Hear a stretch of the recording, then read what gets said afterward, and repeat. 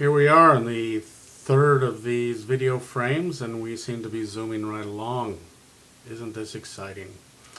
A.W. Quinn asks, with fables ending, will other culture fables be explored further? Now, there's two ways to interpret this question. Will other cultures be explored in what remains of the one-year fables to come? Or is he asking, will I explore other fables, folklore, fairy tale characters in whatever work I turn my hand to once Fables is over? I'm going to take both of the questions just to make sure we cover the one that AW was indeed asking. First of all, will other cultures be explored further in what remains of Fables? The answer is no, probably not, because in the 1 year left of Fables, we have a very tight, very specific storyline coming up, and it is going to take every single page and panel of the space we have left to do it properly. There's no real room to introduce new cultures and Fables characters into what's left of Fables.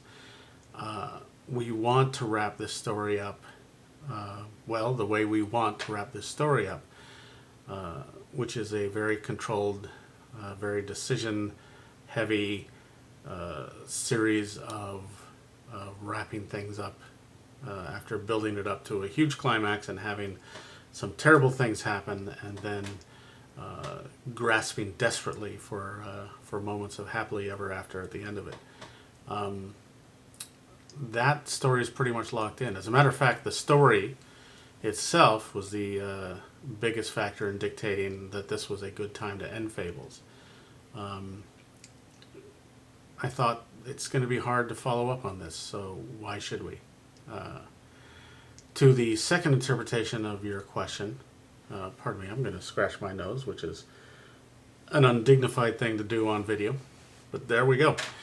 The second part of your question is fairy tales, folklore, mythology is very important to me. It is the lion's share of what I like to write, even before Fables. So, of course, I will continue to do that kind of thing in whatever stories come out after Fables.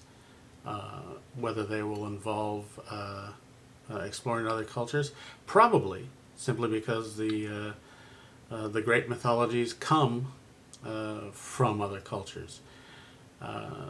American mythology is interesting, but not as interesting. I mean, the story of Pecos Bill, for example, who rode a cougar and had a rattlesnake as his lariat.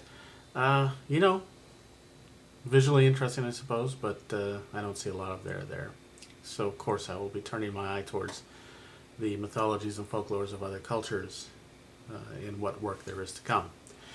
And once again, we're out of time in this segment.